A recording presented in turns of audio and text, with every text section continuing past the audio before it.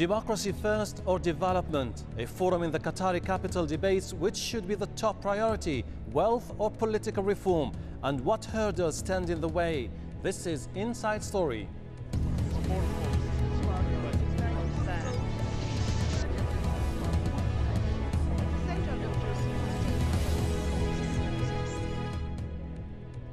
Hello, I am Hashem Ahelbarra. We are at the 8th Doha Forum on Development, Democracy and Free Trade. This year's three-day conference covers issues ranging from international peace to global security. Also on the agenda, democracy and development in the Arab world. Many Middle Eastern leaders at the conference are left with the question of which of those two should come first. Allies such as the United States urge countries to democratize, but domestically, governments feel the need to push development to provide their citizens with more opportunities. Joining us to discuss democracy and development in the Arab world are our guests, George Bruno, former US ambassador, Adil Darwish, author and journalist specializing in Middle Eastern issues, and Anoush Ihtishami, head of the School of Government and International Affairs at Durham University. Thank you very much indeed, gentlemen. Let me start by asking Mr. George Bruno. Democracy first or development is something which has been debated for years and years. What do you think we need first in the Arab world, wealth or political reform? Well, you know, I think they go hand in hand, don't they? You have to have spiritual nourishment as well as physical nourishment, and it's pretty difficult to have one without the other. Adil, it seems that in the Arab world there's now this feeling that give us time to improve the livelihood of people, then democracy would come later.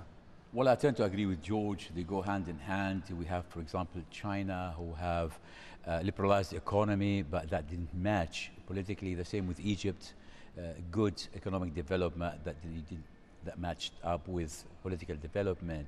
And I think probably before both, you need rule of law and re-emphasizing the individual freedom choice, and that would be base for both democracy and development. Mr. Ihtishami, those who had in mind the idea that development leads to democracy, I think we're thinking of cases of Taiwan and South Korea, but don't you think that in this case we're just ignoring contextual elements, historical elements that we cannot apply to the Arab world? I think you're right, Hashem. I think there is, the historical record doesn't give you a straight answer to this very vexed question of whether it's the chicken or the egg that comes first. As you say, in East Asia, authoritarianism was the engine of economic development, and Taiwan and South Korea are classic examples of this, where it took a generation before political reform began to kick in, and the leaders who put in the economic elements of change were eventually swept aside and replaced with much more liberal forces coming to hold middle ground. South America is similar as well. You know, we tend to assume that Venezuela, Brazil, Argentina, Chile have been democracies for a long time. They haven't. Even in Europe, when you look at Greece, Portugal and Spain, that is in our lifetime process of change. What is essential, as both George and Adil have indicated, you can't divorce the two processes indefinitely or silo them. There has to be some state-led economic change to initiate process of development, but ultimately you have to convince the people who control the state to let go of that space, because rule of law becomes fundamental then to process of economic development. All right. Yeah. And I agree with that. Too often we think of democracy as simply having elections, and it's much more than that. It's more of a culture. It's a culture and it's an infrastructure. It has to be built up within civil society. So there has to be many different elements. There has to be, as I said, rule of law, a justice system, a banking system, a whole way of thinking, freedom of the press, freedom of speech, the right to criticize your government. So it's just something that you have to... It's not something that... It's not a process. It's not necessarily an event such as an election. It has to be built brick by brick over a period of time. Adil, on the other hand, there's the other approach, which is democracy is the best way towards development. Don't you think that the Americans, by endorsing the vision of the new Middle East, they're just trying to say that, listen, if we implement democracy in this part of the world, that would undermine repressive governments, and therefore it will lead to a permanent economic growth. Well, you see, the theory is noble. President Bush actually started his project, and if you listen to his West Point speech, which was full of Wilsonian promises, that was very noble. But you see, I'm going back again to the whole concept of rule of law, the whole concept of building civil society. Certain parts of the Middle East, you're not going to invent it. It's not new. All what you need, invent a time machine. Go back in Egypt, all I need to go back in the 1950s to what existed. And that takes me to two examples happening from this region, where you do not need a liberal or a democratic ruler to establish liberalism and democracy. And I can think of two, Mehmet Ali in Egypt in the beginning of the 19th century and Kemal Ataturk. Neither of them were Democrat, neither of them was liberal. But what Mehmet Ali did, he established the rule of law, he got the judiciary system going and got the police well paid and the judges well paid, and that developed into the first elected parliament there in the mid-19th century. The fruit of that was culminated in the early 20th century in the 1923 constitution, and it was a liberal Westminster style liberal democracy, multi-party system, and an economic boom. But then what happened? We had the military coup that actually destroyed that and was copied in the rest of the Middle East. So it's actually, I go back to the whole idea of the rule of law. Let's have a look at the examples we have currently in the Arab world. Ihtishami, those who endorse the option that development leads to democracy have in mind, I think, the Gulf countries, which are basically saying, look, we have implemented some reforms and we are enjoying some unprecedented economic booms. But do you subscribe to that? I think the story, as always, is a bit more complicated than that, what the pundits tend to say. What is really interesting that's happening in the Arab world is the change of roles between the nationalist Arab states and the monarchies, the monarchies that we've got.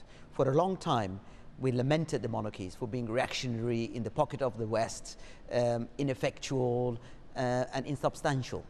And we praised the republics, Egypt, Iraq, Algeria, Syria, Libya for that matter, Tunisia, as real models of change. And in others' contexts, they were the ones at the time who were championing this revolution, as it was, at the political level. Some of them managed to instill economic progress within that. Some didn't. Iraq is a good example of the failed. Algeria is an example of a modicum of progress and success.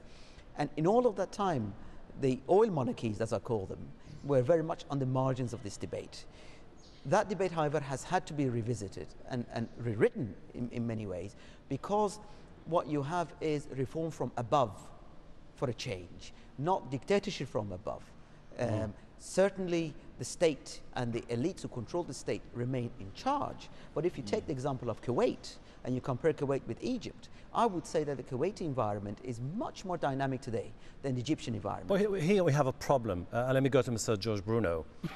You have people saying that the Americans, by being involved recently, are applying double standards when it comes to a government that comes as a result of fair, transparent elections, like Hamas, for example. They are being sidelined. On the other hand, we know the history of Americans dealing with the most repressive, corrupt regimes in the Arab world for 5 decades under the pretext of geostrategic interests of the country. Yeah, you're absolutely right.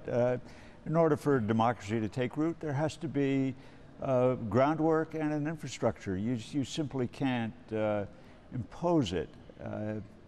And the proper groundwork hasn't been laid. Also, you can't give people democracy. People have to earn it. They have to participate in it. Democracy is more than just an election. It is a free press. It is an independent judiciary. It is a policeman who is fair and and it enforces the law even-handedly. And it's a culture, and it's an attitude, and it's an environment, and if you don't have those elements, then you don't have democracy. Adil, this is a very good example, because here you got Hamas. That's an excellent example. You see, had the condition of democracy that George is talking about existed, the free press, then people would have made a learned choice. I'll give you an example. I have a mayoral election coming in London. I have two choices. Either I would elect Ken Livingstone, the current mayor, who would use my taxes and have a demonstration against President Bush and have the 60th anniversary of the Cuban Revolution, and that would be my choice, but then I'll pay more tax. Or I elect Boris Johnson, who would reduce my tax and give me a better service for my money. Now, Hamas did not hide their agenda, and the rest of the world also did not hide the agenda. Had the electorate in Palestine knew that by electing Hamas would earn the wrath of the whole world, and an economic situation would actually lead to the current crisis, they would have not made opted this for choice. But there was no free press to actually get a free debate and offer the Palestinian electorate this kind of choice. Ihtishami, on the other hand, let me just go to Hisham. Sorry. On the other hand, you have Tunisia, which is far from being a democracy, but one of the best examples when it comes to improving the livelihood of the people. Is it fair to say that this is something that we have to copy throughout the Arab world? I certainly hope not, because what happened in Tunisia is a total conversion of what was a very civilized state under Bourguiba into a police state under Ben Ali. And that is not a good model for the rest of the Arab world to follow, that when you have leadership change, what you end up with is political silence at the expense of some economic freedoms. Tunisia has been very successful in continuing to portray itself as an Arab model, while keeping that veneer as the front for not investigating what's actually behind it. Tunisia has enjoyed the success that it has, because certainly the state has been much more interested in liberalization of the Tunisian economy, but also negotiating much better conditions for its exports into European Union. These are the two drivers, and for those you have to credit the government and President Ben Ali. For the achievements. Well, gentlemen, it seems it's quite obvious this is one of the most complicated issues, democracy and development in the Arab world. Just time for a short break. When we come back, we ask, is good governance the best way to combat corruption in the Arab world? Stay with us.